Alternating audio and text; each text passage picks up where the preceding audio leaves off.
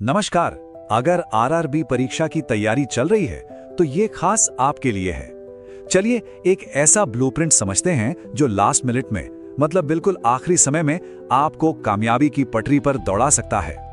हाँ, तो परीक्षा एकदम सिर पर है और टाइम तो बहुत कम बचा है। अब सबसे बड़ा सवाल यही मन में आता है कि भाई आखिरी के दिनों में पढ़ें तो क्या पढ़ें, फोकस कहाँ करें ताकि कम मेहनत में ज्यादा से ज्यादा फायदा हो। तो देखिए, इसका जवाब हमें मिला 27 और 28 नवंबर के पेपर से। हमने इन पेपर्स को अच्छे से खंगाला और उन टॉपिक्स को ढूंढ निकाला जिनसे सबसे ज्यादा सवाल पूछे गए थे। और बस यही हमारी पूरी स्ट्रैटेजी का बेस है, इसका आधार है। तो ठीक है, अब सीधा अपने मिशन पर आते हैं। देखते हैं कि हमारे हाई प्रायोरिटी टारगेट्स क्या हैं, मतलब सबसे जरूरी लक्ष्य।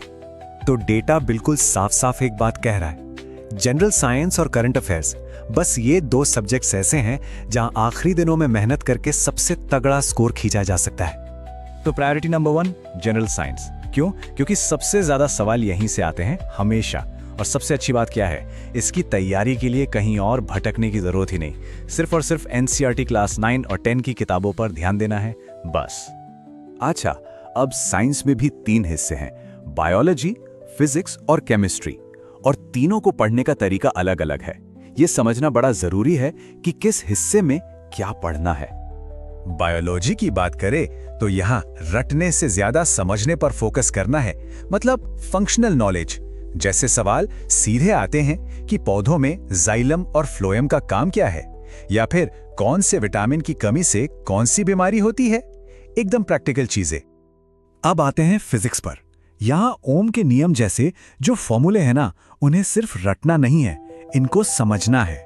क्यों? क्योंकि अगर कॉन्सेप्ट समझ आ गया तो फिर जो अंकों वाले सवाल होते हैं, मतलब न्यूमेरिकल्स, वो चुटकियों में हल हो जाएंगे।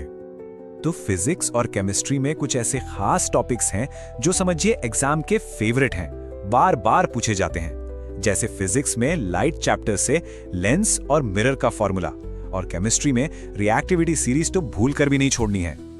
चलिए, तो साइंस वाला मोर्चा तो हमने समझ लिया। अब आते हैं अपनी प्रायोरिटी नंबर 2 पर, करंट अफेयर्स।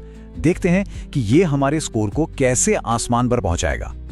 पिछले पेपर्स की जासूसी करने पर एक बात एकदम साफ हो गई है, सारे सवाल एक खास टाइम फ्रेम से आ रहे हैं, और वो है 10 महीने की विंडो, जनवरी 2025 से लेकर अक्टूबर 2025 तक। इस बीच की हर बड़ी घटना पर पैनी नजर रखनी होगी। और सुनिए, करंट अफेयर्स का मतलब ये नहीं कि पूरा अखबार रट लेना है, नहीं। सवाल सिर्फ इन 5 खास कैटेगरीज से आ रहे हैं: स्पोर्ट्स, अवार्ड्स, बड़ी बड़ी अपॉइंटमेंट्स, साइंस टेक और सरकारी योजनाएं। बस अपना सारा फोकस इन्हीं पर लगा दीजिए। ठीक है, तो साइंस और करंट अफेयर्स ये तो हो गए हमारे तुरुप के इक्के। लेकिन गेम जीतने के लिए, मतलब एक अच्छा स्कोर बनाने के लिए, मैथ्स और रीजनिंग को हम इग्नोर नहीं कर सकते, और इनके लिए भी एक स्मार्ट स्ट्रैटेजी की जरूरत है। देखिए, यहां सारा खेल स्पीड और एक्यूरेसी का है। मैथ्स में अगर कोई मुश्किल कैलकुलेशन वाला सवाल दिखे तो उसमें अटकना नहीं है, और रीजनिंग में सिटिंग अरेंजमेंट के लंबे चौड़े पजल्स में टाइम बर्बाद नहीं करना है। ये कला सीखनी पड़ेगी कि कौन सा सवाल पकड़ना है और किसे छोड़कर आगे निकल जाना है। तो चलिए आपको सबसे भरोसेमंद स्कोरिंग टॉपिक्स की लिस्ट दे देते हैं। मैथ्स में मेंसुरेशन के फॉर्मूले और बीओडीएमएस, इन्हें घोल कर पी जाइए। रीजनिंग में सिलोजिज्म और कोडिंग डिकोडिंग, और हाँ, स्टैटिक जीके में मौलिक अधिकार और इंपॉर्टेंट डेज और उनकी थीम्स। ये तो मतलब पक्के नंबर हैं। तो हमने सारी बातें समझ ली। अब इन सबको एक साथ मिलाकर एग्जाम हॉल में घुसने से ठीक पहले का आपका फाइनल एक्शन प्लान तैयार है। बस ये 3 बातें, 3 कदम गांठ बांध लीजिए। नंबर 1, साइंस और करंट अफेयर्स का एक फाइनल तेज रिवीजन। नंबर 2, एग्जाम हॉल में टाइम मैनेजमेंट, किसी भी एक सवाल से दिल नहीं लगाना है, अटकना नहीं है। और नंबर 3, एक्टिव रिकॉल। इसका मतलब है एग्जाम से ठीक पहले जरूरी फॉर्मूले और सीरीज को एक बार अपने हाथ से लिखकर देखना।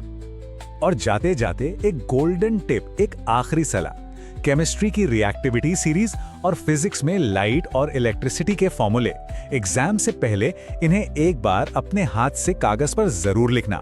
यकीन मानिए, जब आप एग्जाम के प्रेशर में होंगे ना, तो यही छोटी सी मेहनत आपको दूसरों से मीलों आगे ले जाएगी। इससे बहुत बड़ा फर्क पड़ेगा।